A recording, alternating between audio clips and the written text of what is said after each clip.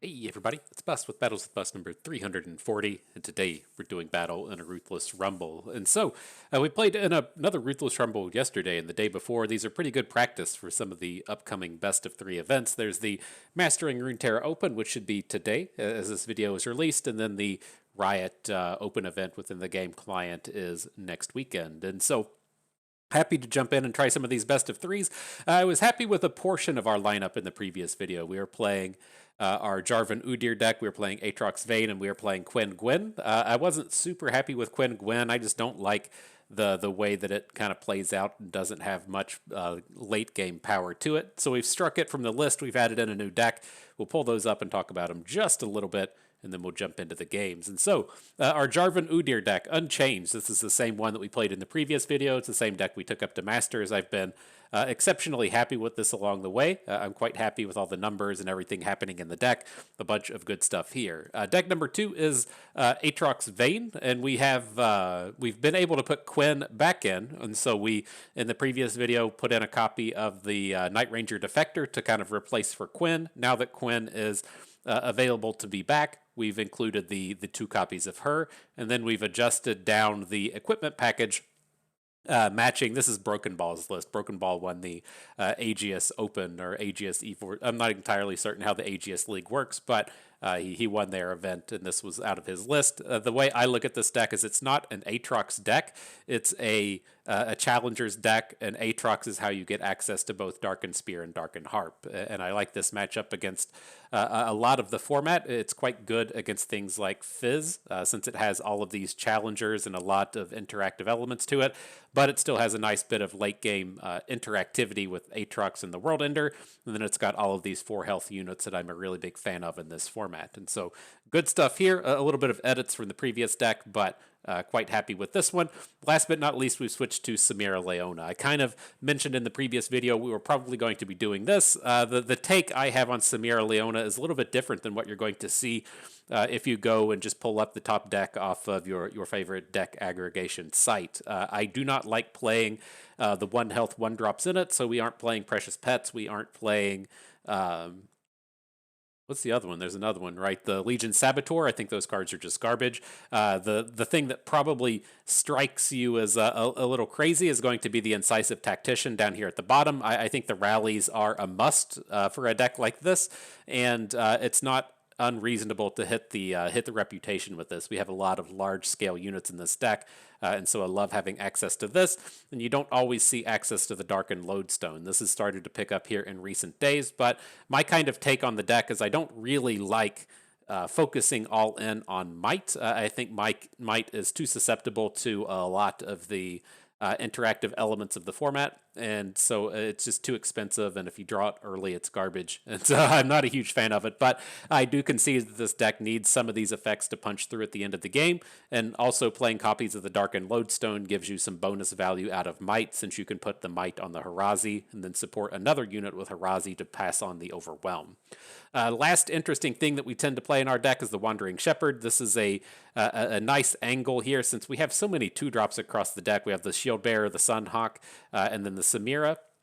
The Wandering Shepherd is a nice curve filler if we don't have access to the Sun Guardian. And so you'll see a lot of these games we go 2-2-2 to where we'll play a 2-drop, we'll play another 2-drop, and we'll play a Lodestone, or we'll play a 2-drop, we'll play another 2-drop, and we'll play a Pale Cascade. Or you'll see more of a kind of 1-2-3 line to where you play a 1-drop, 2-drop, 3-drop. And if you're in that 1-2-3 line, then the Wandering Shepherd fits in there quite well. And it's another way to pick up Overwhelm as the game progresses. And so, in terms of the picks and bans with this, we're looking to ban out Ashe. We aren't going to play against the Ashe deck today. We're looking to just kind of stay away from the mid-rangey elements of the format and push towards the edges. And so we're fine to play against the aggro decks. We're fine to play against the control decks. It's that space in the middle where our opponents have a little bit of opportunity to get bigger than us, and that's what we're going to look to ban out. And so Ashe LeBlanc is a no-go. I'm fine to play a Samira Leona mirror match. The Gwen Quinn matchup isn't spectacular. That's another one that we look to ban.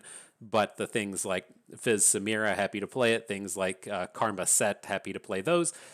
Just the slower decks or the faster decks are the ones we're looking to kind of prey on here today. And so that's the lineup. That's what we're doing. But you know what we got to do before the battles begin? We got to go and turn something premium, and we got 2 cards left. There's only 2 to go in here. Within the Demacia deck, we have the Blood-Cursed Harpy, but we're going to cheap out on it today. We're going to go with our hot piece of technology out here. We're going to make some usage out of the Incisive Tactician, give him the premium treatment, and jump on in. Hopefully that's enough. I mean, we only went 2 and 2 in the previous one. Hopefully we can do a little bit better now that we've got some more premiums in the deck. And so that's always the that's always the problem, is not having enough premiums. And so gotta fix it. You gotta fix it if you want to win, you know. All right, good stuff. Where we at? Jump on in. Ruthless Rumble number 2. I'm glad. Like, I was a little disappointed with the previous one.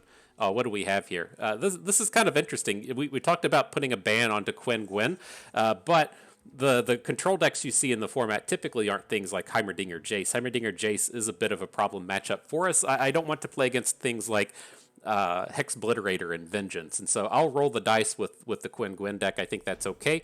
We're going to come in and ban out the Heimerdinger Jace. Of course, no one ever respects Udyr, and so we'll get our start with him. But no, I thought you were only going to get one shot at the Ruthless Rumble, and so I was a little bit disappointed that we went 2 and 2 and weren't going to get any more practice in this format in. But it's just a limit to 1 a day, and so with that change and with that knowledge, I was a little happy that we get to come out and do some additional battles. All right, reasonable enough start. Coming in on the evens, we can get the Broadwing down on 2 and maybe hook in with it on turn 4. You do have access to one of these kind of 2/2/2 draws, as we mentioned earlier, with the Samira deck, where we could play Broadwing into Spear into single combat, potentially single combat down a Gwen or something like that. All right, looks like a turd of an opener from the opponent here. No complaints from me about that. So we'll add in the second Broadwing, see where we want to put the Darkened Spear, if we're going to spend it on a hook or if we want to have the other unit unimpaired. We'll leave our unit that can't challenge unimpaired here. We'll look to hook the little guy out of the way, just leave this 1 health Broadwing hanging out, and then get that extra damage in, have the bigger Broadwing a little bit later.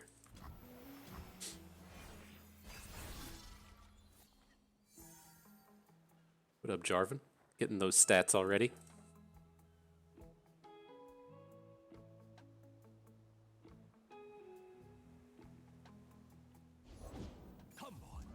The Green Fang Warden. I think that's okay. He can come in and chunk us for a bit of damage. It's not a really like high-valued unit to be taking down. I'm looking at this space and really just kind of wanting to be able to get the regenerate on the Broadwing, but I feel like that's probably too slow of a game plan. So we'll just push. We'll push our Broadwing in front of the Green Fang Warden. Oh, he didn't mix it up. I thought he was going to load up all of his damage onto the Warden. All right, let's just take it.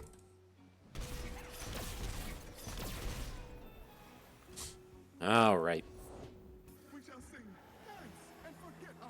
But we should still be able to get some pretty good hooks on this next turn. One thing to keep in mind as well is we can say Inner Beast into Stance Swap and then hit 1 damage. And so if we're able to kill off the Boisterous Host or whatever he generates off the Foyer. So with this space, though, do we want to open attack? I think we do. Like, I really... Like, he's had this really weird draw. I feel like he's got to have challengers or he's got to have rallies. And I don't think I want him to get this Green Fang Warden up and running. It's not like it's a strong unit here. But if he gets a Cataclysm out of it, that's going to be a little painful, right? If he gets the Cataclysm into our Broadwing, gets the kill there, gets the Scout attack, everything really just starts to flow for his deck. Not what I want to see. Nothing gets between me and my mark. All right, I'm going to kill some of this stuff. It's tempting. I wonder if we want to leave the Valor on board so that next turn we could probably just go for the Inner Beast play. Is that too greedy? Right, so say next turn, like his open attacks with the Valor aren't that great, but he does get an additional Foyer token. Is kind of the downside to it. His Hallowed's pretty high now, so he can just kill whatever he wants. Alright, we'll leave the Valor. Maybe we'll get something out of this. This is probably a little too greedy.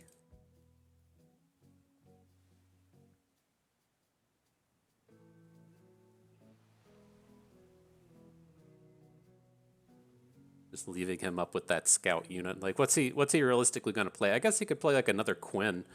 That's not outside of the realm of possibility here.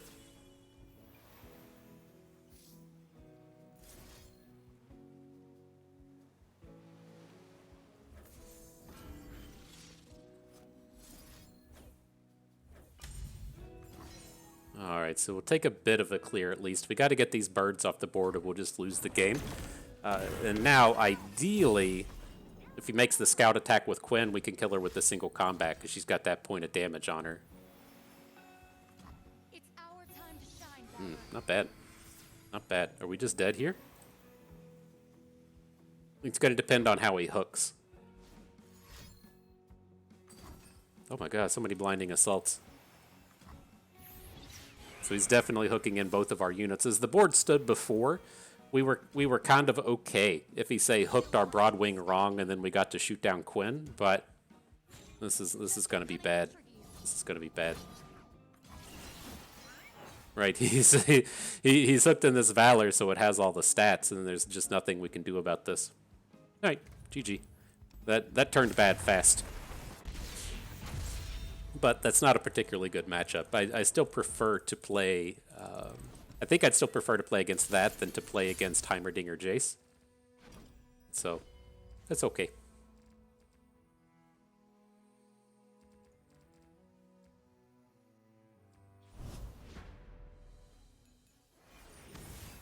Alright, though, let's see what we can do against the elites. Gotta go run it back against them, see if we can't get a little 2-0.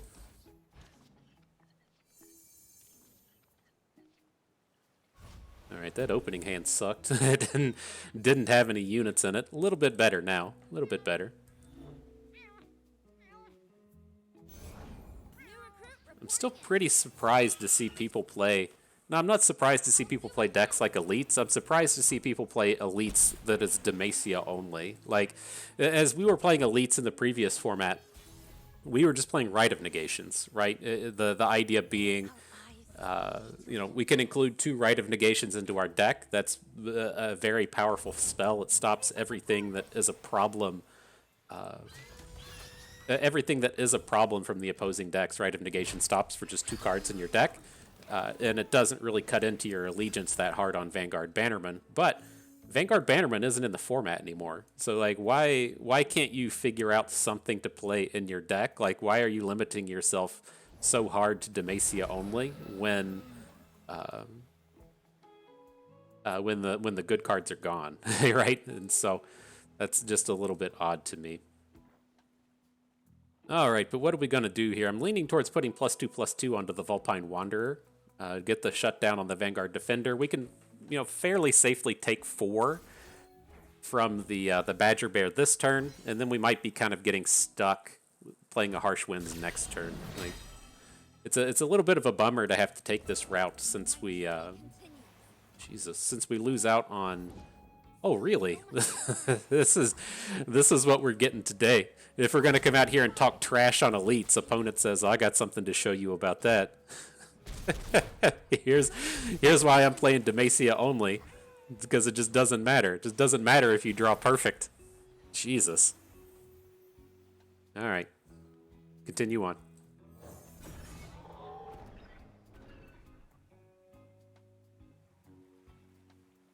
He passes. Do we just pass here? I'm wanting to get the bird hook into the Badger Bear. All right. So we'll, or not the Badger Bear, the Vanguard Defender. Let's get that dum-dum off the board.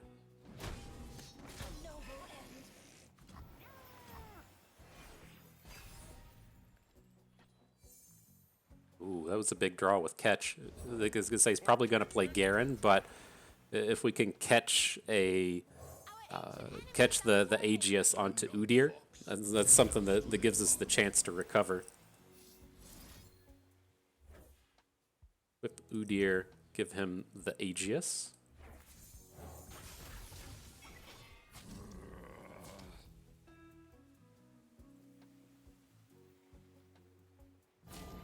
Do we want to give up the Broadwing here? I'm kind of interested in keeping the Broadwing since we can stance swap it to make it good next turn.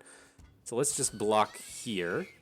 Shouldn't be able to kill us. If he has a +1/+1 to kill Udyr, that's pretty abysmal, but that doesn't really strike me as something that should be on his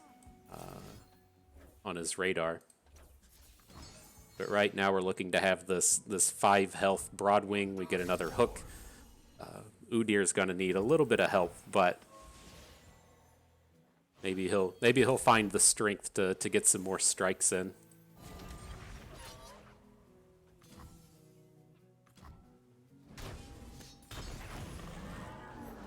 It's dangerous out there.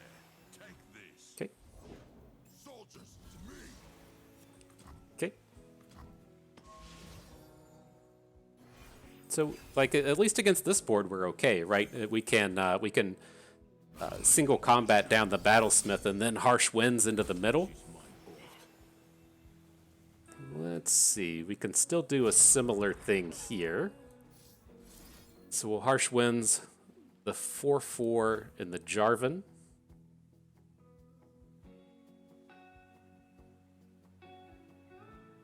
Okay, that'll all work. So we'll do the harsh winds. We're going to Inner Beast Udyr so that he doesn't die. Oh, he can single combat. We don't take any damage. He's only got 1 card in hand. This looks pretty strong. Now that Udyr is going to survive, we can put the Regenerate stance onto him. He gets a nice little flip and everything. Pretty cool.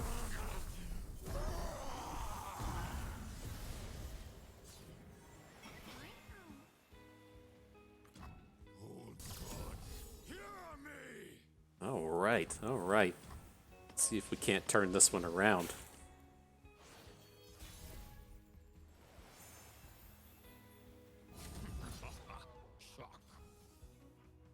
Gonna block our bear, bro? Nope.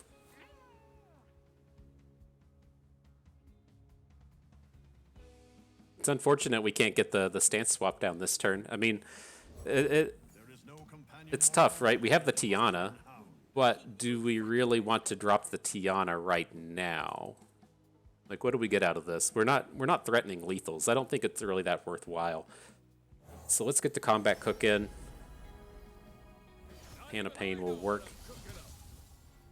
Scout thing is just a little bit too slow here. Going to go ahead and put Overwhelm onto Udyr, and then hopefully next turn we can just take this over with Tiana. Like, the Udyr is big enough to ignore the 4 Demacia, so I think we're safe in that sense.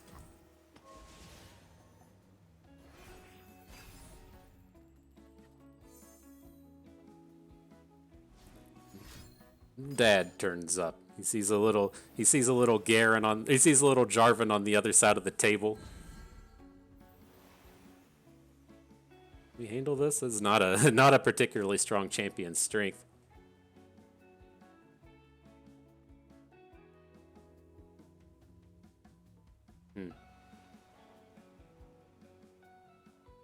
But we only get the option for one. We can't pick the wrong one, right? I guess at the end of the day, we could probably just play the king. The idea with this is we need to get 2 blocks in this round, and so I want to have 4 units on the board. But it's like if we play Tiana, we're pretty limited in what we can do the next turn. Really?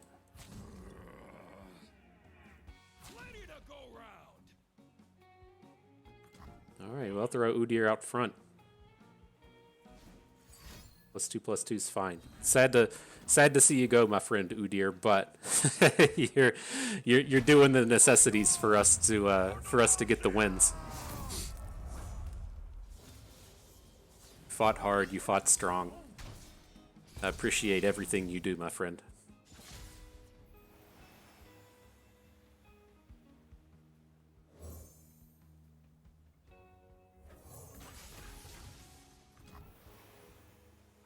Alright, so the Pot of Pain was enough to shut down his attack. Now we can just hook Dum Dum into combat. Jarvan will battle on in. Should be enough for the old victory. Nice! Oof! Nice little grind out on the old elites. Telling you, man. I don't get it. I don't get it. I don't know. I didn't get it last season when people weren't splashing denies or splashing right of negations. I don't get it this one either. I mean, there's only a handful of people that follow the old FTP Bus channel to get the true technologies, and so it doesn't spread out as much as I think it should. I'm sure all my viewers out there just playing Udyr to death, you know. I respect Udyr. I've seen Bus play the game. So how do we want to handle this one? It's like we really need an equipment for this stuff to pop off. I don't really want to start with a Vayne. I want to get a challenger and I want to get an equipment. And so I'm going to go ahead and send her away. She just doesn't really do enough against elites. She's like you don't really want to be coming out and blocking with her. And so send her away.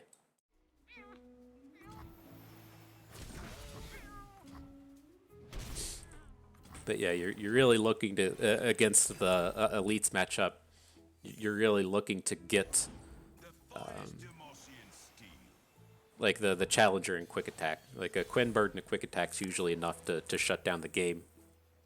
This is a little scary here now, though. If he's going to be battlesmithing every turn and we don't have an answer to it, definitely the opportunity to fall behind.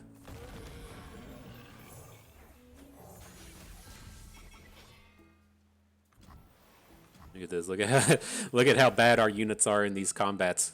It's scary. Jeez. This mana's so awkward as well. Like, I guess we got a combat cook. We don't have a real choice in the matter. Still so much to learn. Alright. That's it? Still have a good attack with the Badger Bear, right? This is it. Interesting.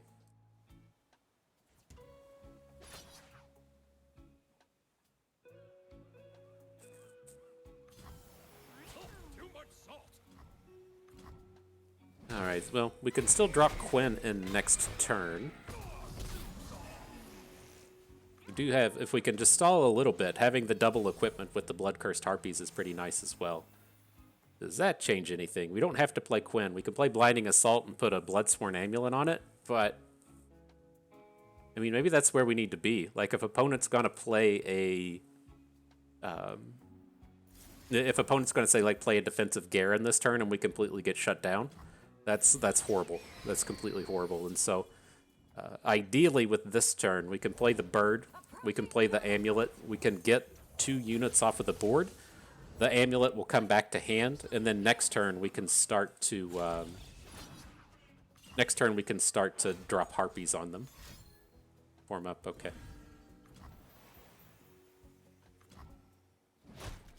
I still think that's a pretty reasonable way to go about it.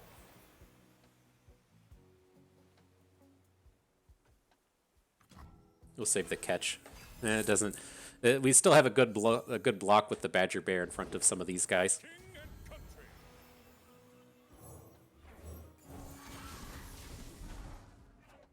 All right, Harpy in. Big old shutdown there. Still bringing it? Okay. Wow, wow. So I want to get the equipment back into hand, right? I want the equipment to come into hand so we can load it up onto the Harpy. So we want our dude to die. Well, I guess it doesn't really matter. I was thinking there was still a 3-3 on the board, but I definitely want the equipment to come back.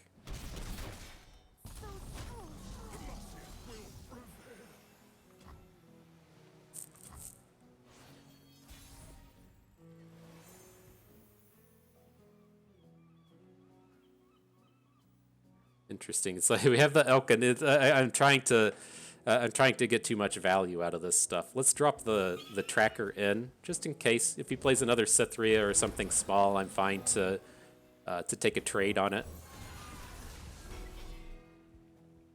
Oh, we got this big old board now. Today I uphold my oath.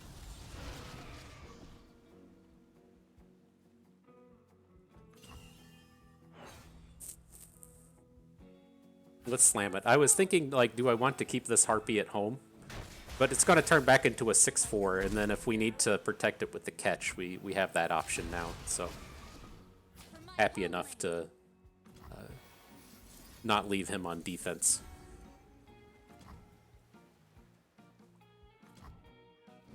All right, well, we're in a pretty good position. We're in a pretty good spot. Let's see if we can't overcome here. Let's see him die to something dumb like champion strength. Right? That's the next world of problems. We fight for those who cannot.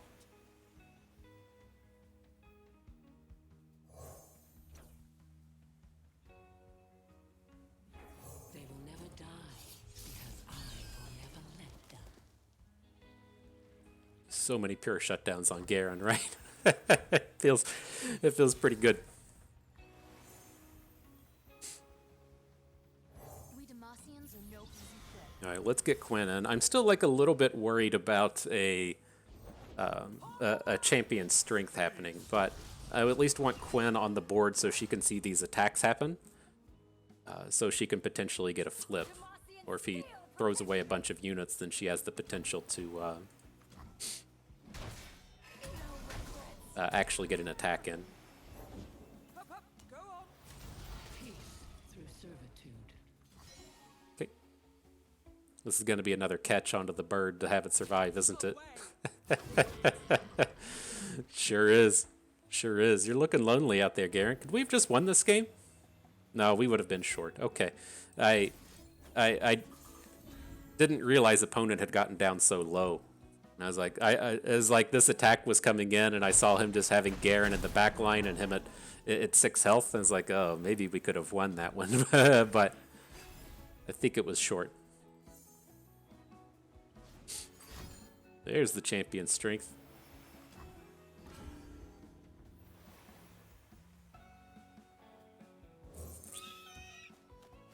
We do what is right. Okay, well, I'll block with Zolani if you want to bring it. Didn't think so. Stay resolute. Just like hunting thresher geese. Alright, that should be enough to do it. Oof! Ran it back 2-0 against the elites. GG, my friend. For now. Add a second faction. Alright. Good game. Alright. Next battle. I'm curious if we should have just played against Heimerdinger Jace. It's like we have so much equipment across all of our decks, and our decks are so designed to just not play against Vengeance. It scares me a little bit, right? We're playing all of these 4 health units across the board, and we're playing even things like Petricite Charger that doesn't take damage from the opposing spells, because we think a lot of the format is kind of centered on playing cards like Mystic Shots and Heavy Metals, and we could hopefully kind of like send ourselves up against, say, like Set Karma that just doesn't have things like Vengeance in it.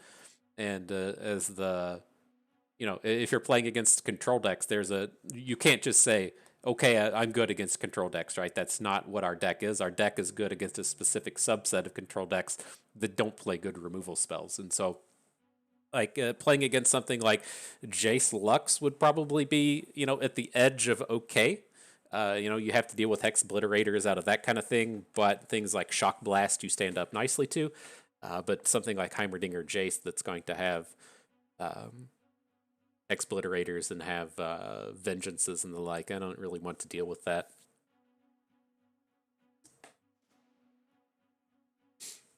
All right, though.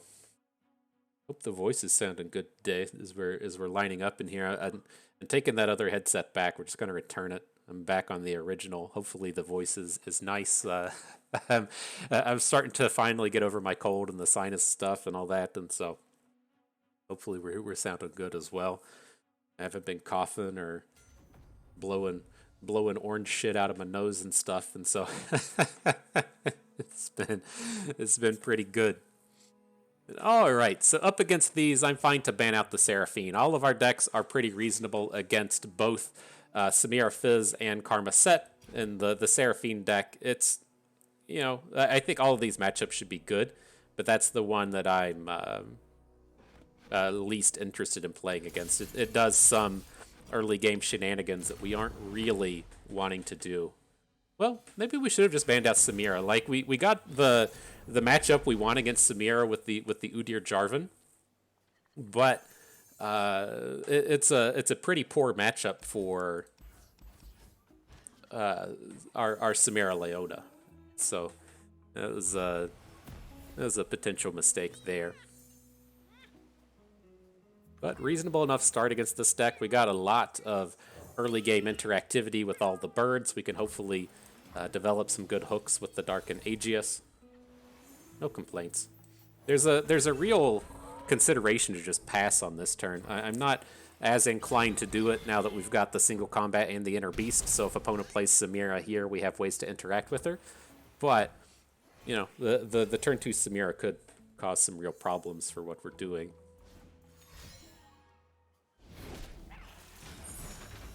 Father Fury coming in.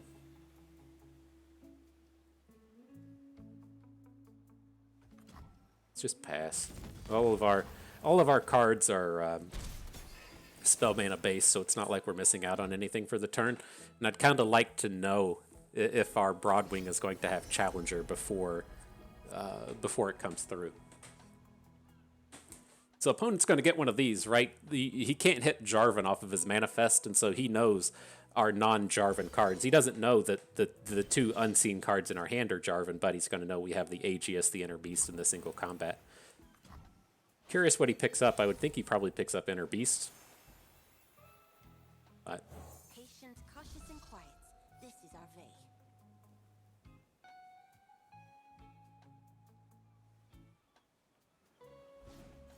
so, I mean, pretty powerful stuff we can do now. We can look to just go ahead and put a stance onto the Broadwing if we want. Give it the regenerate stance potentially.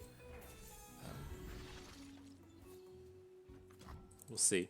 Opponent's trying to be mean to our birds. The thing I usually say with the regenerate stance though is I ideally play it on our opponent's turn after they attack, and then we get to untap the following turn with the increased size bird. It's just a little dangerous to load up the bird beforehand. All right, well, that was a lot of effort to stop our cards on board, just to keep Father Fury around. 2 mana Burblefish.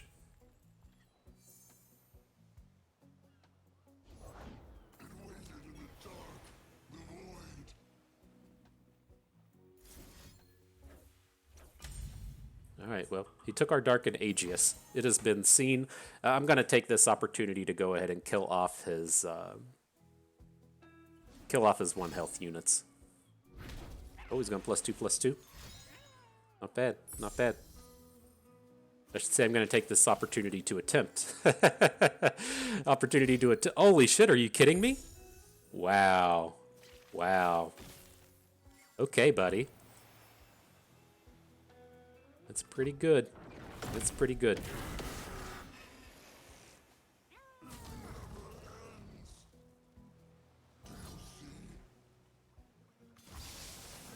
So it's an interesting spot. We have to just like stop and prevent the damage here, but it's like I would prefer to be removing more damage off this Jarral. I guess it's okay. Oh shit, no, we can't even single combat now. Oh Jesus. I was gonna say it's like, well, it's kind of okay being able to just hook Jarvan into Jarral. Marks the path.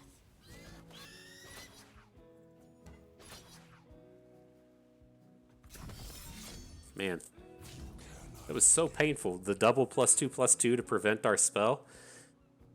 Whew. All right. Hopefully we can survive it out from here. No need to make a name for Samira's manageable. just an impression.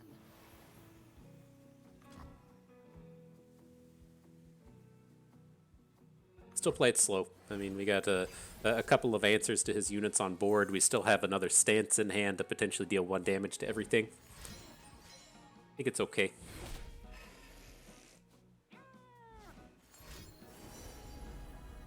All right, wide range of cards for him to hit off of hit off of the manifest now. He's gonna take the stance swap and put it on the burblefish. Make the gigantic elusives, right? You're right, Bust.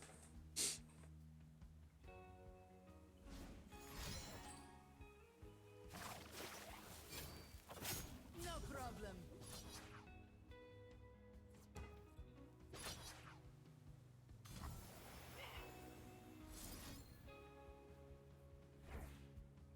I mean, how scary can this be, right? Just trying to single combat down the burblefish. This has so much room for, you know, good stuff. If he misses the strike with Samira and doesn't get the card, Come on, you sorry lot.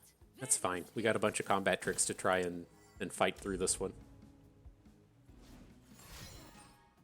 And Elixir of Wrath. Okay. So he's pretty all in at this point.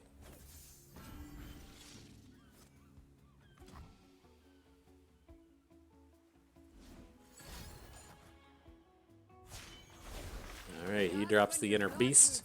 We're gonna drop our catch. Everything's gonna be okay. I assure you, everything will be okay.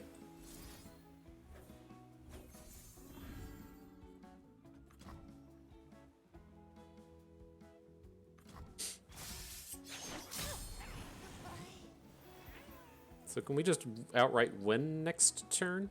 We're a little bit short of just outright winning. So let's take down the Samira while we can. He's only going to have a stance. He'll get a flare back, but then we should be safe with the Anaka and the Jarvan ready to attack next turn. I guess you have to worry about Jarvan dying a little bit. Oh no, he's going to flip. I was going to say he does have that stance swap in hand to do the 1 damage AoE and potentially kill off our Jarvan, but that shouldn't be on the table anymore.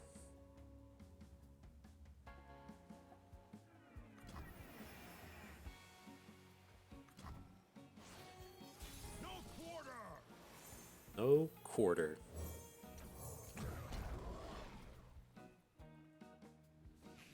There you have it. GG. Fine work, soldiers. Fine work. Nobody respects it, man. Nobody respects the Udyr Jarvan. It's what happens when you're playing elites and you say, man, I should put another faction in my deck. You land on Udyr Jarvan. All right, this is the one that worries me a little bit now, though, right? This matchup isn't particularly strong. We're counting a lot on the Samira here, and so it's a lot of potential to just lose this one. We don't interact as well as the other decks do.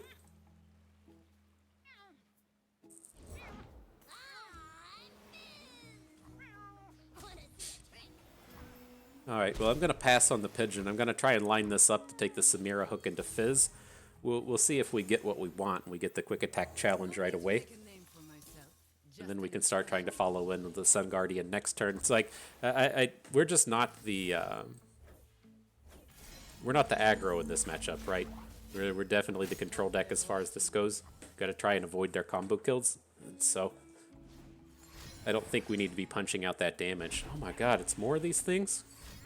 I mean, I guess it's at least better when it's like in the middle of a combat and he's not dealing the damage to us with it, but that shit's been frustrating, man.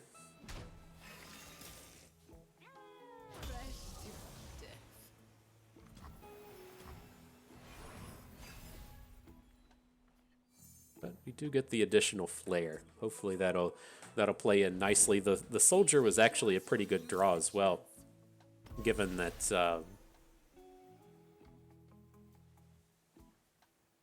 I was going to say, maybe we just want to play the soldier this turn. How much do we have to worry about, like, a 1 damage a combat trick? Like, this is such a disaster of a turn. If we add the Sun Guardian and then he Samira hooks the soldier and kills it. So we can still achieve the same thing we want to do on this following turn. We're just going to be -1 on the Sun Guardian in terms of it getting leveled up. But we do still have the mana here now to play the Sun Guardian and then play Flare and play Pale Cascade if we need to.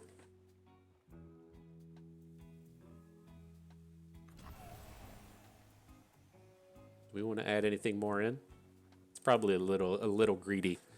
But, I mean, I don't want to completely give up on our advantages here.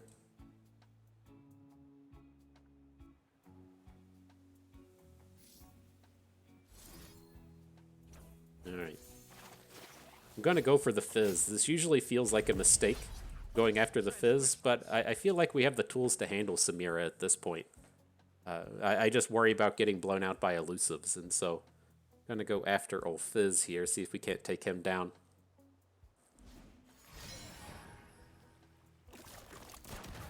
Got a +2/+2 coming in. We got more of these things. Swindles. He says, give me a Pale Cascade. Maybe he took Ravoon, right? Maybe he took Ravoon. Holy shit, he's got this guy. This guy. This is how you get to rank 16 on the ladder. You just draw all the +2/+2 cards when they're opportune. God, it's like we know he took Pale Cascade. Will Samira flip off of this? No. That's at least a big thing out of this turn. We're gonna lose out on this combat, right? There's a 0% chance we win this combat. He's gonna Pale Cascade, but at least he's not gonna have the mana to flip his Samira. Oh my god, that's so annoying. Literally every single time, like every single combat, he's just had it. Don't hold anything back. I won't.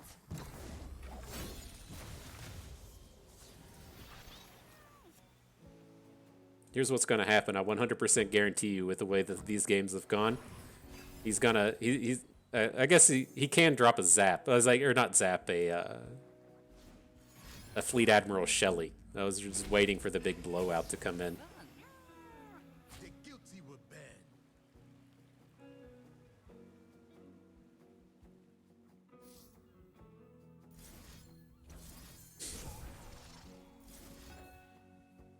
Don't want to target Fizz. I want to target Fizz. I'll tell you that. I want to send the target right on him. But we gotta prevent as much damage as we can here.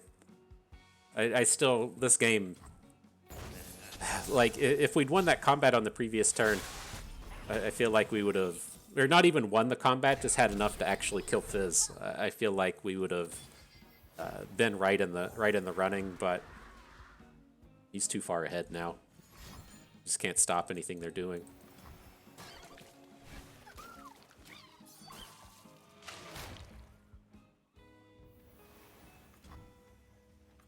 At a 0 mana shot and a stylish shot, just have to assume he's going to get the rally this turn. My faith protects me. Who wants to take a wager on if he burst rallies and kills us right now? Who wants to take a wager on it? With the way that this guy's been running with this thing. Whew. I'm surprised you're not on the front page. Hanging up at rank 1 up there with Drissoth playing this deck. Insanity. We're done for. We just can't threaten anything. You can just literally ignore all this damage and kill us next turn. Let's see if he makes some kind of dumb block, though. I'm still willing to wager that we're actually dead on this turn. Yeah, he's got a stylish shot and a rally. Just get out of this game. Whew. Well, I'm done with that. I don't know what's more frustrating, just having the +2/+2 combos literally at every single moment, or playing against Seraphine. I'm not sure which of those two things would be more frustrating. Oof. But yeah. I don't like the Fizz ban as much now that I've thought about this a little more. Like, we can handle these control decks a little bit better with our Leona than we can the Fizz deck. We just don't have the interactivity against it that we need.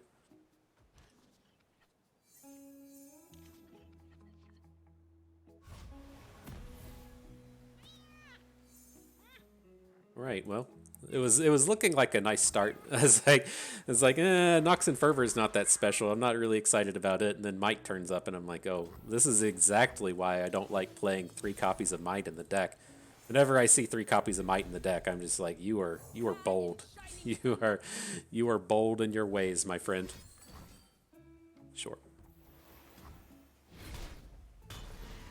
Scorching light.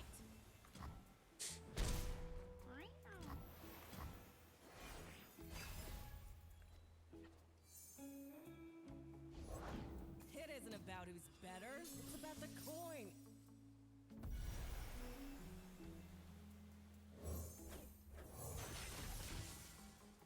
All right, well, let's see what we can do on this next turn. I'm surprised he didn't attack here, but I don't really want to be trading our unit away into the Pit Professional, and so I want to get the Shield Bearer down, and we can put the other Lodestone on the big Shield Bearer, ideally get ourselves a 4 health bro out of this. You lose out on a support, but we don't really have the stats to manage that anyways.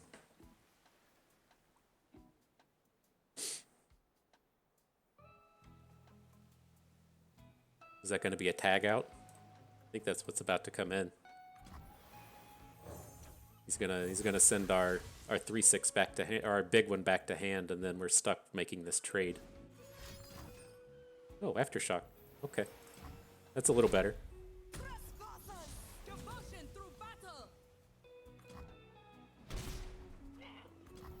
Yeah, definitely prefer to have additional units. Just the bummer to picking up some of these. Oh boy. Well, I hope Harazi's ready to party. Always do, boss. That's like our only angle out of this. This has been exceptionally bad.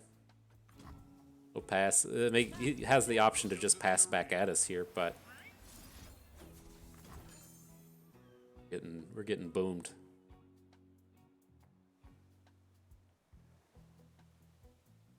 Is this going to be the tag out? Oh, this has just been nasty. Thank you. Thank you.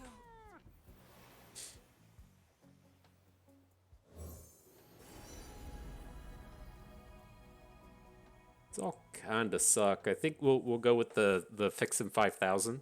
We should probably take a combat reel. I don't know. We could technically win a combat against Set next turn. If we draw a unit that costs between 1 and 4, and put the Lodestone on it, and then attack with the Shepherd, gives us a potential. But that unit that's coming down first, oh my god, this is painful. The unit that comes down first is going to just get blocked by Set, and then Set could come back in on the next turn.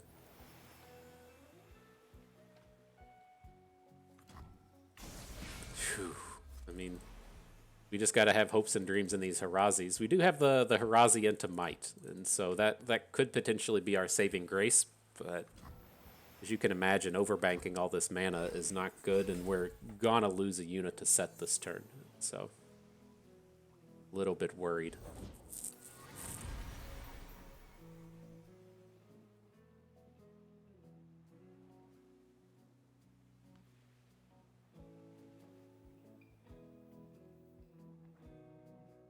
Can't just pass, right? That's kind of off the table here. So I think we're stuck adding a Sun Guardian in. We can at least like +3/+2 one of our units and maybe get something out of that. You, me, in the ring.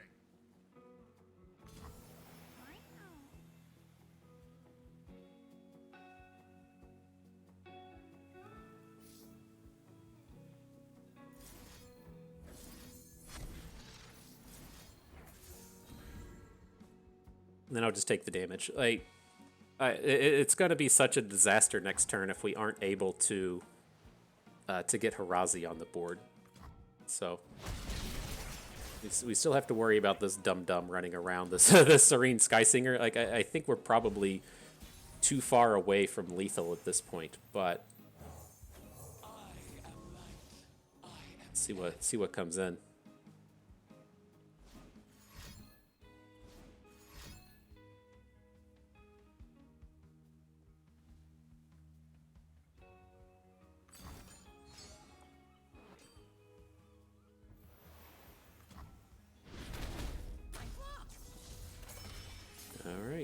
Welcome back to our hand.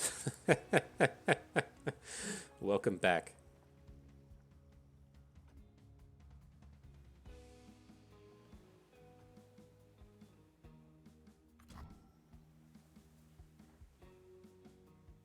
Eight mana away from a set flip. At least he doesn't have a ton of coins in hand, but I'm pretty worried about this incoming karma. Maybe he just doesn't have karma, right? If that's the case, then we can certainly we can certainly do some nastiness. And so he's wanting to be in this spot to where he just like opens with karma here. And so, I mean, if it really comes down to it, if he finds himself playing karma and we get a Harazi down and then we get to put like equipment on it and make an attack next turn, we can definitely do some stuff.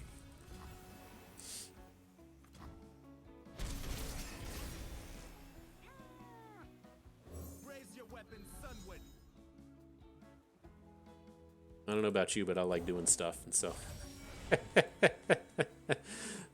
let's see. And the interesting thing, if we get the fix him up 5,000 onto the lodestone, is that it makes the Skysinger block much worse. And so he can,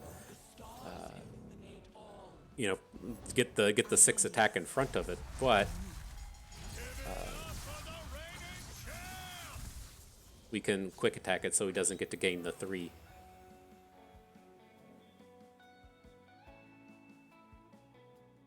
So does that even, assuming he doesn't have the karma stuff to keep us from popping off here, if we have this is a 12 attack, so it would be 24 damage coming in, and then the block from the Skysinger is enough on its own.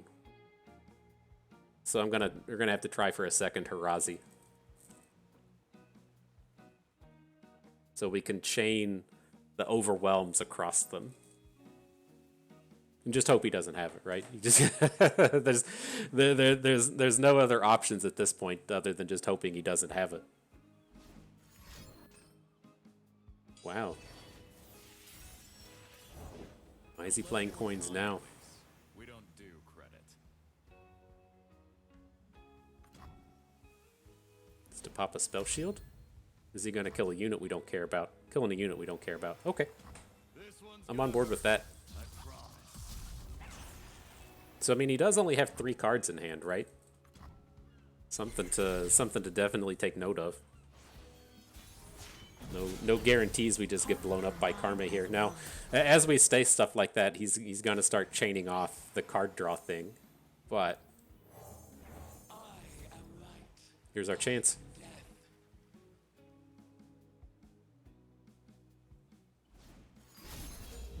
There's the card draw thing.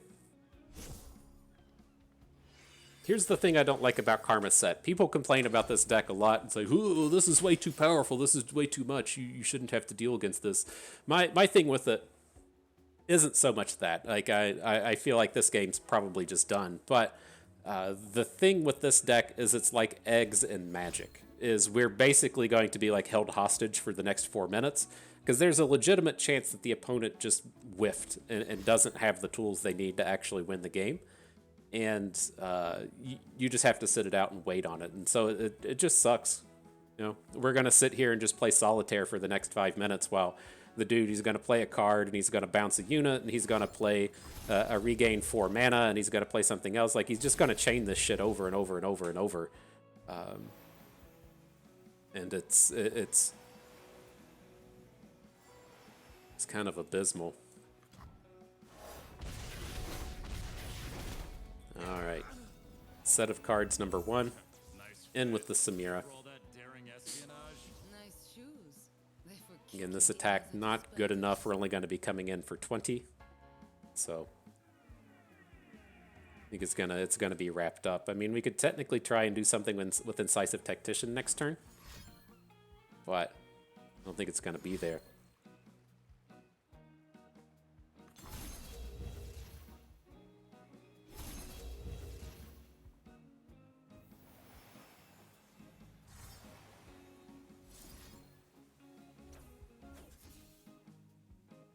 Did that even get us close to getting out of this? No, he just kills us with an open. Okay, GG.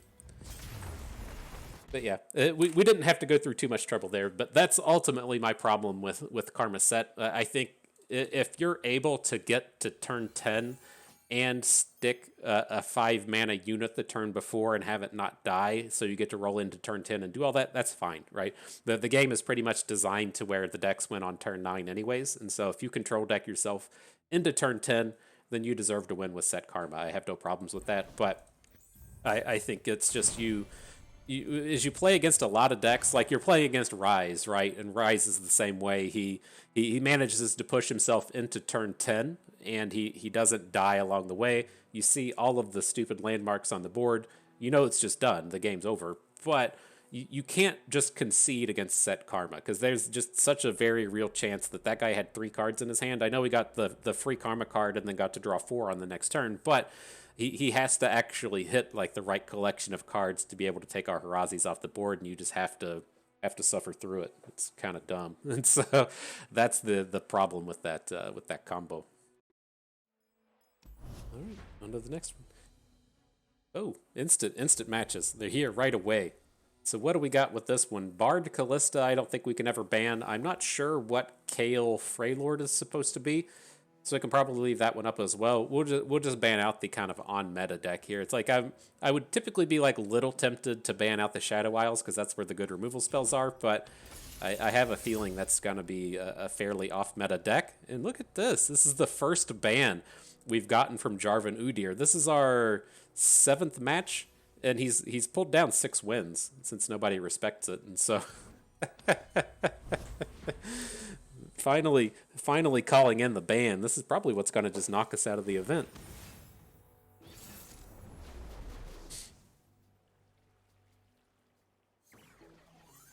All right, so what are we up against? The Bard Callista. Reasonable enough start here, I guess.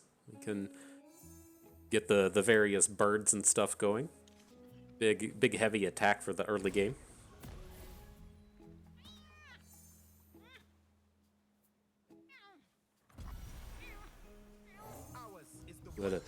What a wild difference compared to that previous game, not having Nox and Fervor Might in your hand at the start of turn 2. Now the turns can table.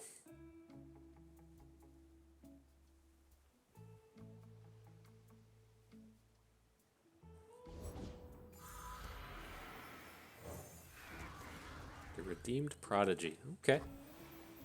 I was not expecting Hallowed cards to come through here. But definitely happy to get the trade here. We trade our 1 mana unit for his 2 mana. Doesn't get any Hallowed out of it. Feels pretty good.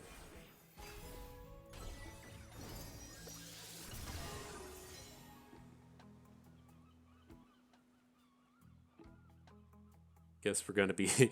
I guess the Darkened Lodestones are on the menu today, though. Coming up everywhere. I don't really want to put the Lodestone on the bird. It just opens it up to getting killed so easily, but... I mean, it seems like... Should get a shutdown here. He's not going to play any combat tricks on that Callista. Clad in shining sunlight. A brief engagement, but a joyous one.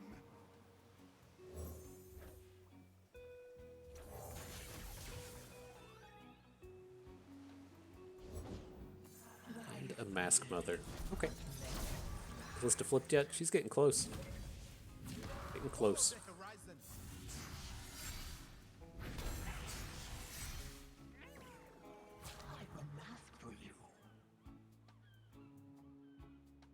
Curious if he blocks with Callista. It seems like, you know, you got to at some point, right? You got to throw her in front of the Solari Soldier just to prevent the damage.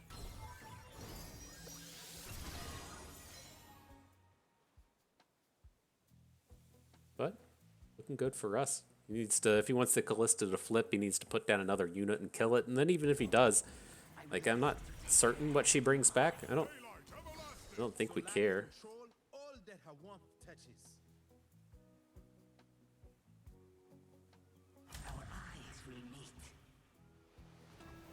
Says no thank you.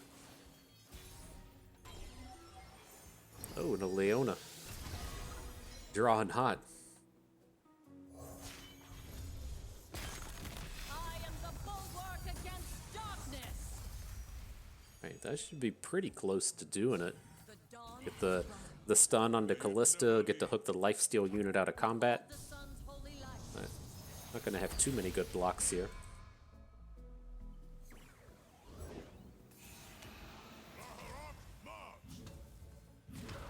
Punish transgressions. Give it one of these.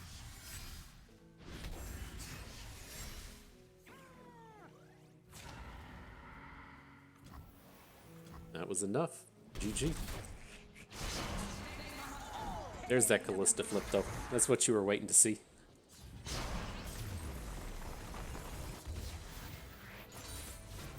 Our deeds will be written in the heavens.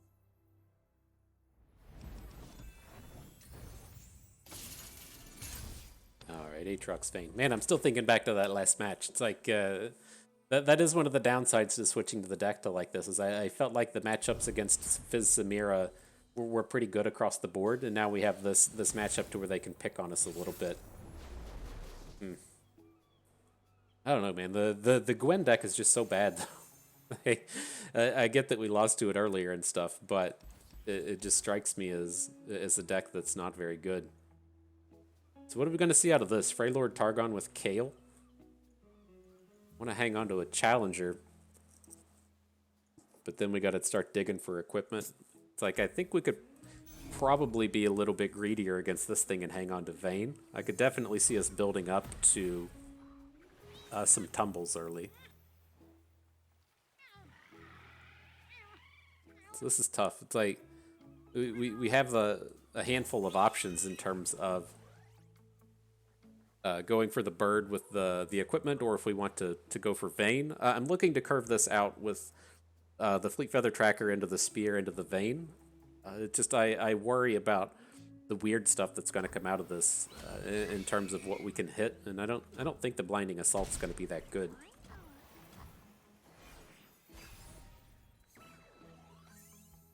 We'll see. We can always pivot depending on what they play. Let's just add Vayne and see what he does. Those who kill innocents are no more than fiends. Get a nice tumble next turn though, right? He just plays some dumb unit that doesn't matter. We get to play the Blinding Assault and tumble it.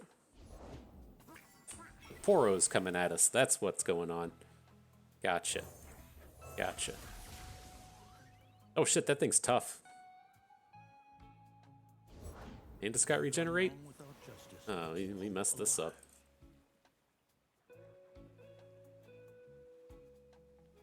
All right, let's just pass. Let's not get over invested in our mess up here.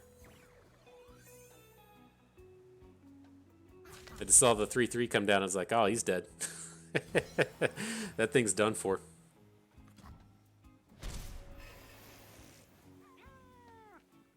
So the way I'm looking to kind of claw back into this is adding a Blinding Assault. We're going to put the Darkened Spear onto the Quinn Bird, and then I'm going to just play Jaral and use Jaral to hook into the Pouty Poro. And then ideally, with the remainder of our challengers, we'll be able to take down the rest of the board and claw back into having a good position here. Got a little bit of a whoopsies because of that Poro, but I think we'll recover fine. We just need a little bit of time here for the most part. I mean, with all these Darkened Spears, if we get to turn 8 and start dropping Inakas, he's going to fall behind.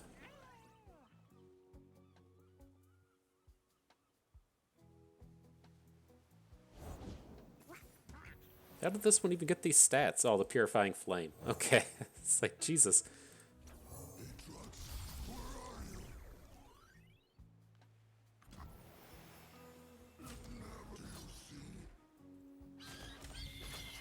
Purified bolts.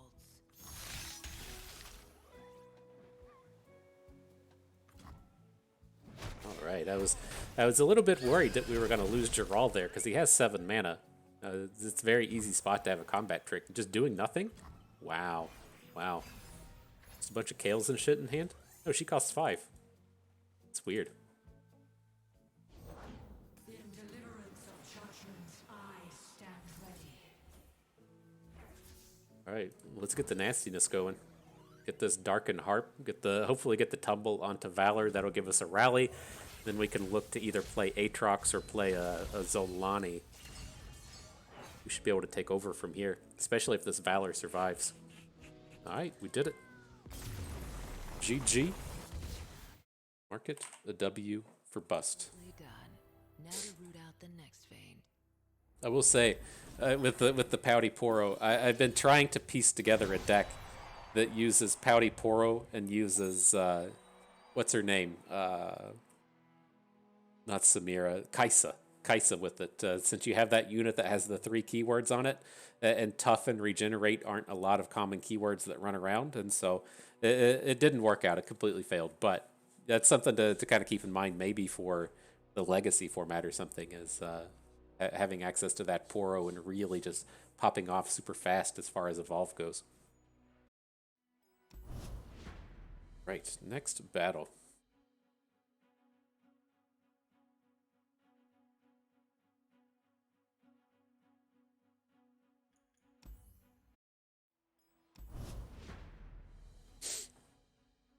Okay, there we go. There's the match. What do we got? Very similar things. And this one worries me a little bit. Again, we're going to leave up the set Karma and fine to take everything against it. Annie Caitlyn is a little bit scary. But then again, there's the Samira Fizz. And I think we're probably going to be in this same spot where they just ban out our Aatrox Vayne, and then we have to risk running our Leona Samira into Samira Fizz, which is a little bit scary. But I'm not so, I think I'm like a little bit less scared of Samira Fizz than I am of Annie Caitlyn, and so that's where I'm going to drop the ban. Oh, perfect! Wow, did not expect that to happen. Like if you didn't see the previous video and catch why we like put this lineup together, we were playing with the Gwen deck with the idea that they all have pretty good. All 3 decks have pretty good matchups against both Karma Set and Samira Fizz, and you get to run into that spot to where if the opponent brings one of those decks, then you have a real opportunity to just 2-0 them.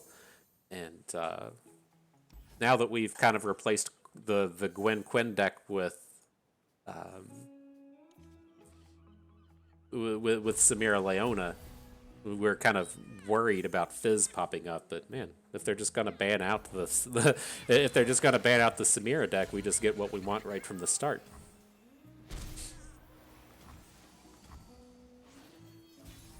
Alright, though. Acorn coming at us. Let's see if we can't recover a little bit. Not going to be able to stop the little guy here anytime soon.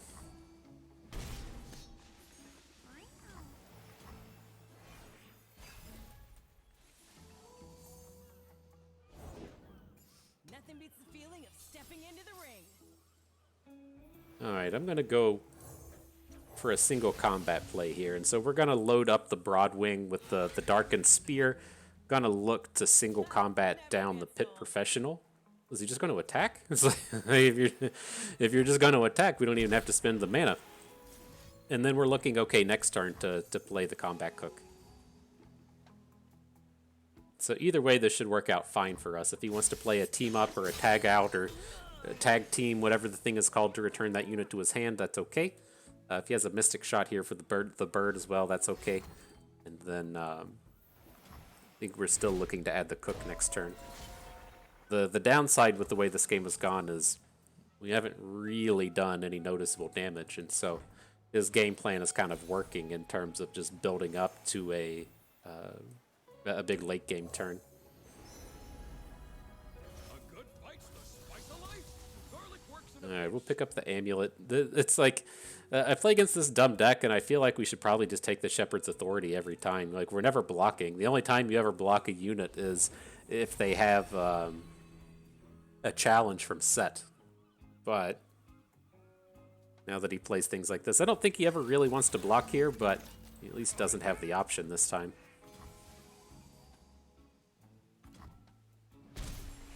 Healthy chunk of damage rolling through.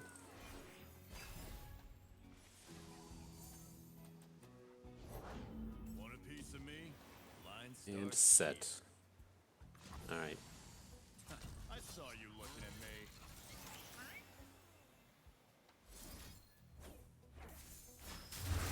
Not the most of exciting turns, but we do still get to put the big chunk of damage onto Set. We can potentially clear him off the board with something just as little as Fleet Feather Tracker, and we might get a nice clear coming out of this. Jarvan turns up. We're gonna want to save Jarvan for 2 turns from now. Go for the dad and try and make a big scout attack.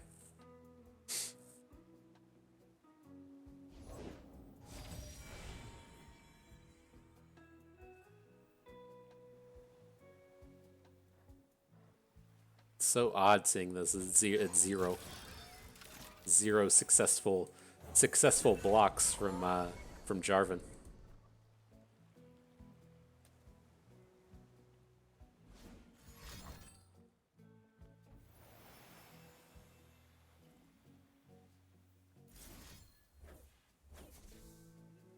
So I think I'm going to go ahead and take the single combat. It's like as we roll into the next turn, we would have the mana for it, but we're not going to actually kill any of his units with this next turn. So I think this is reasonably safe.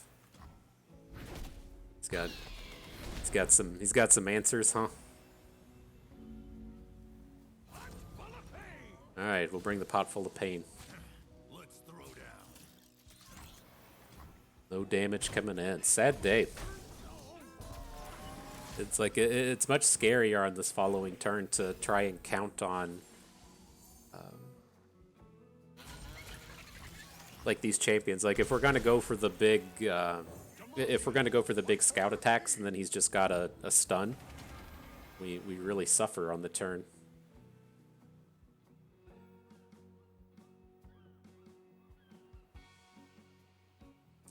Trying to think if we want to go for the amulet, or if we want to, maybe it is okay. We say play the amulet here, and then I'm leaning towards next turn just playing a Naka. And so he's going to need like 2 cards to get a shutdown, and then maybe on the following turn, or 2 turns from now, we can get something going with Jarvan, but I mean, that is a karma flip turn. I think we're probably just done for here. It's too slow.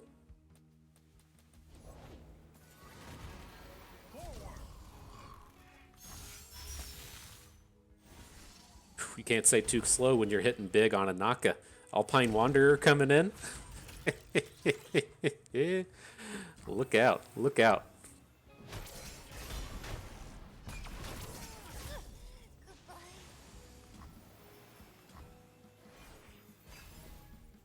All right, though. Well, we can still at least put together a pretty big turn, even in the face of karma. That wasn't very efficient. That was like a 1 mana, like a 1 mana thing, and he just recovered it all back.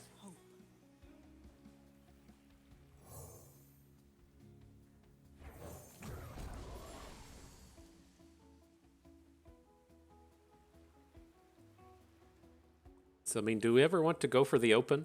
It's like, I don't think we can. We're just entirely counting on these Anakas to hit. Right? It's like you can open and then hit like a Tiana with your Anaka or something and hope that that's good enough, but I think we're stuck playing the dad and hoping that it goes well enough. Probably just never goes well enough, but again, you gotta hope for it. Maybe somebody will get to punch through.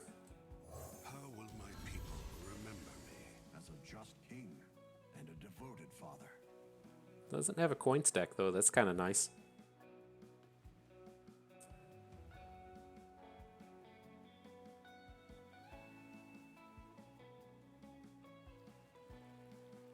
All right, strap in.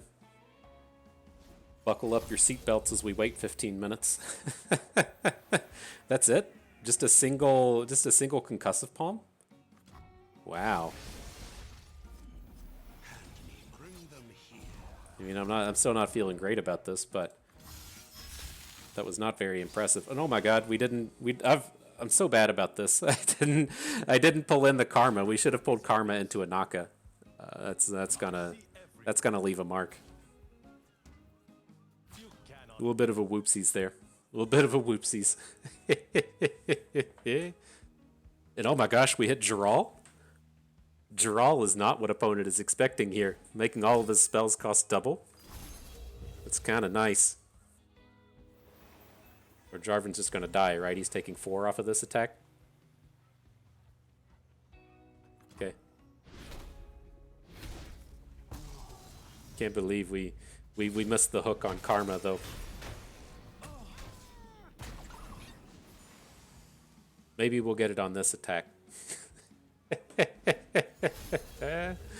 Maybe on this attack we'll get it. Why weren't you doing this stuff earlier? Why would you wait? Was his hand just too full to place his bets? It's insane.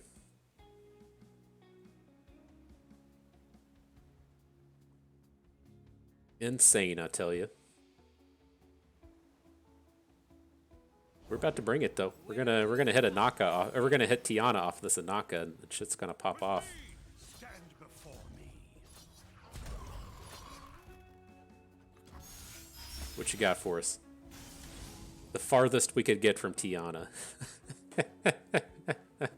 The farthest we could get. But with this, I do like hooking in here with Dad. I assume he's probably going to try and protect his Karma. And if he's going to send Jarvan to the stun world or back to hand, he's sending Karma back to hand, sure. It just gives us that opportunity to potentially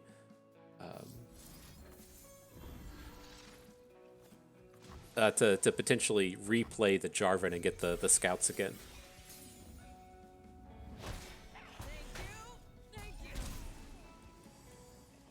So yeah, I assume we're dead. I mean, we don't have Jarvan to pick up a Cataclysm or anything here. So we'll see. Ooh, single combat.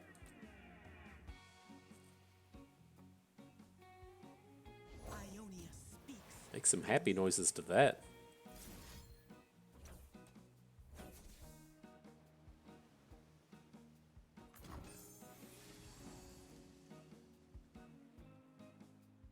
He still just has like literal infinite mana this turn.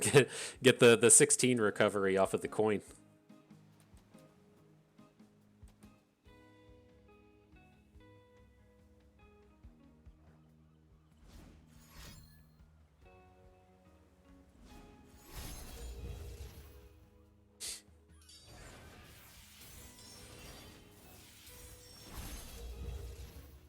Hags are out. Starts all over again. Sure.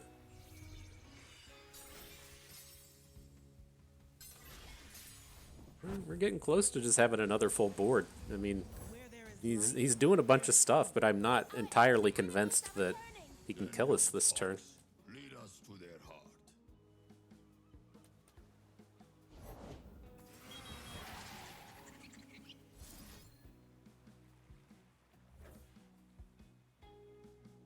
So who wants Overwhelm? Let's just go ahead and put it on Udyr for the first one.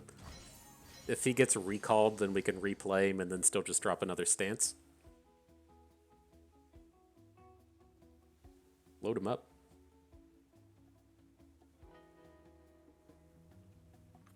Alpha Claw.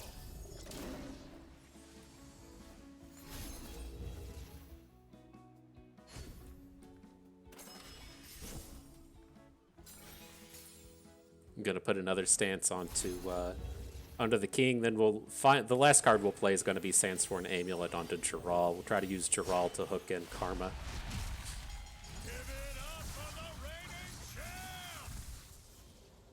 Alright, Set's coming in. That's all there is to it. I guess we'll wait until he stops the show before we before we do too much more. Looks like we'll probably lose both of our Anakas this turn. This one's gonna hurt. I promise.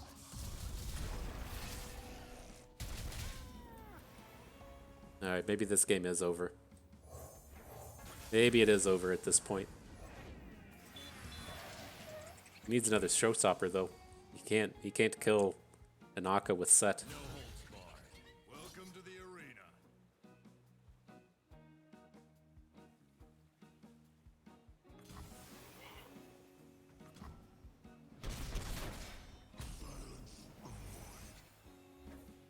All right, but yeah, again, this is the dumb thing with this match. This game, it's over.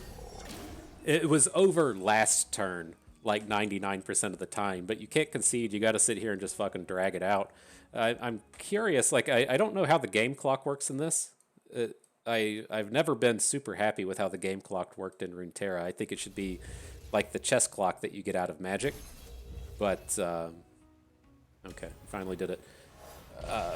There's just like no punish for being held hostage like this. I think I've actually seen, I forget who it was talking about it, but you can do this thing to where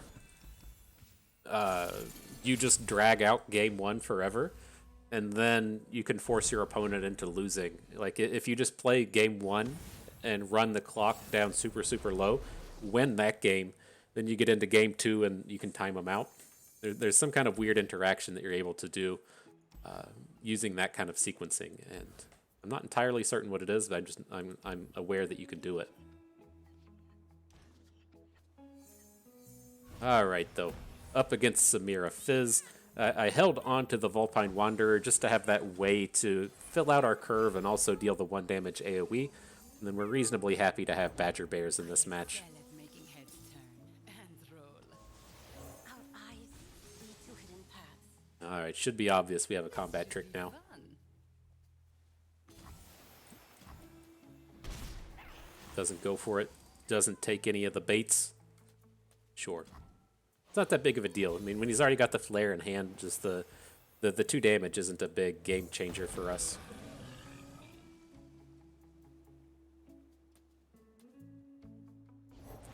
Oh boy, here I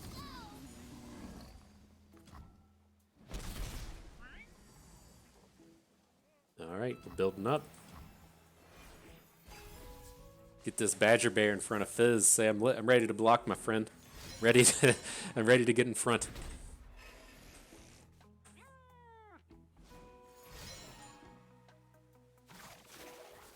You're not going to get that opportunity, are you, Mom Dude? My sequencing. I assume he has the +2 attack, right? If he's just attacking with Samira, the way that you have to kind of assume that this is going to go is we see him play Samira. Samira puts the challenger card in hand. Then we put a 2/2 in front of Samira. So we're just saying, okay, oh man, you can quick attack challenge down our Vulpine Wanderer, right? You're immediately saying that. So the next thing you're going to think to yourself is, okay, opponent has a combat trick to stop this Samira from taking down the 2/2. And so then if he still attacks in that space, you're going to start saying to yourself, well, okay, I have the combat trick in hand. And so I'm not particularly surprised to see this +2/+2 come into hand. I think he's also probably going to flip the Samira. So I'm still going to catch the Dark and Aegis onto the Badger Bear. I just don't think we're going to get the kill with it. But I do want to keep our Badger Bear around. And so if he has another one of those big combat tricks, this kind of sucks. But I think this is more often just a quick burst spell that flips Samira that isn't the +2/+2 thing.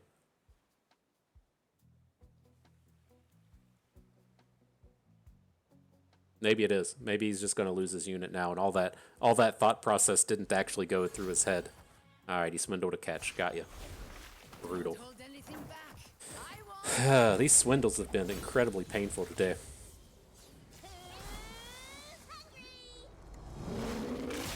Oh, just disaster mode.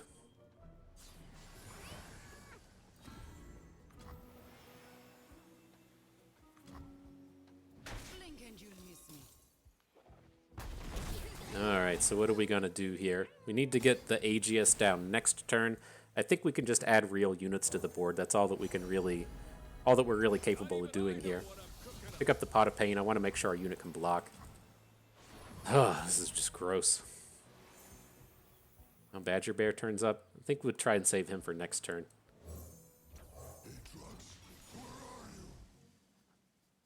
Gerald does have potential to do something real here. If he gets to kill a Fizz and survive in the process, it's pretty good. Probably need to just take down the Samira. Like, this is such an awkward spot when you're stuck trying to deal with these Samiras. Like, I don't want her to be able to get the rallies.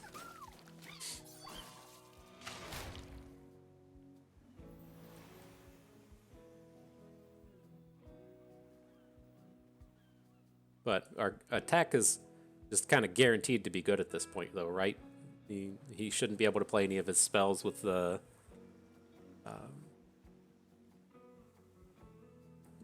Jarl attack happening.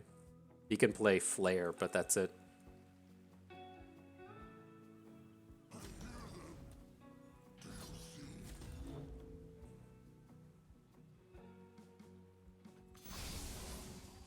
Well, he can't play Flare. It's going to be expensive. Well, he can play it, but it's going to take all of his mana.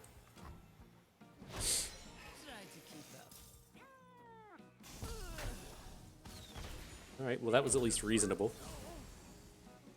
Let's see. Let's see how much we regret this statement next turn.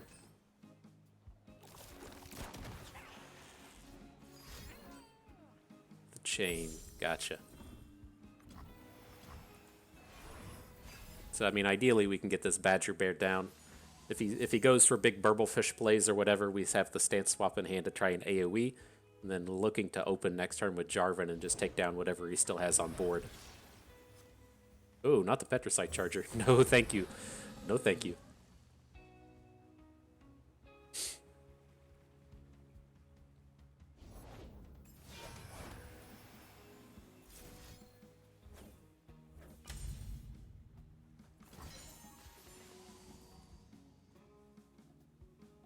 All right, see where that one gets us.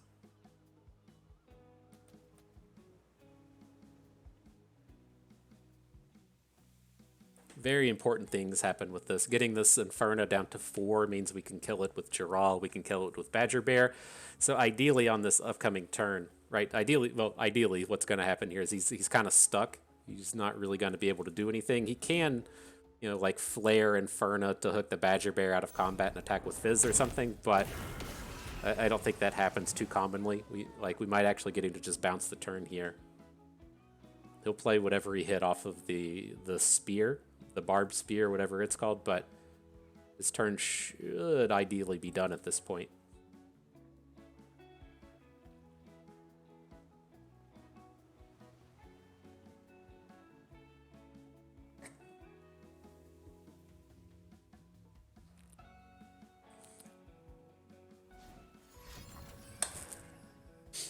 Okay. Burblefish creating parlays. I had to stop and see if he was actually playing it. People played parlay in this deck on like day 1. I was curious if that was still going to be a piece of the puzzle here.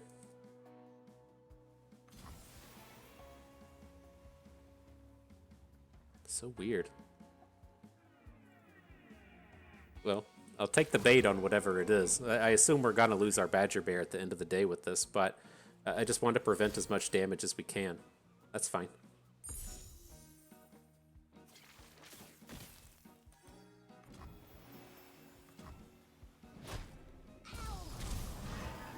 It's unfortunate we don't have just like one more mana here to be able to do a little bit more, but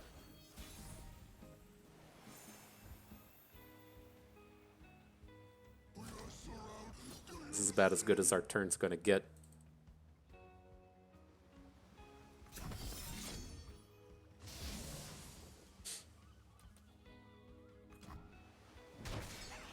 Alright, now we just got to do a little bit of surviving, right? We got the single combat for next turn.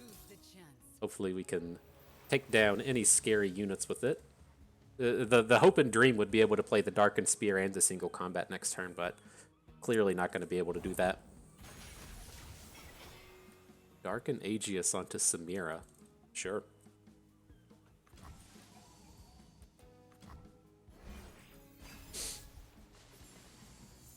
Ooh, a second single combat.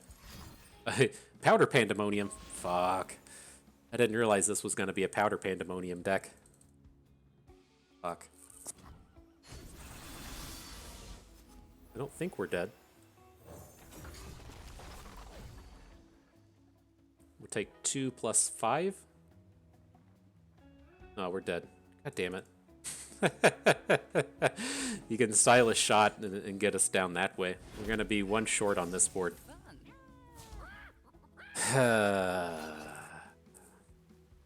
Right, we take 5, 7, fall to 2. He's got the 2 copies of Flare. God damn it.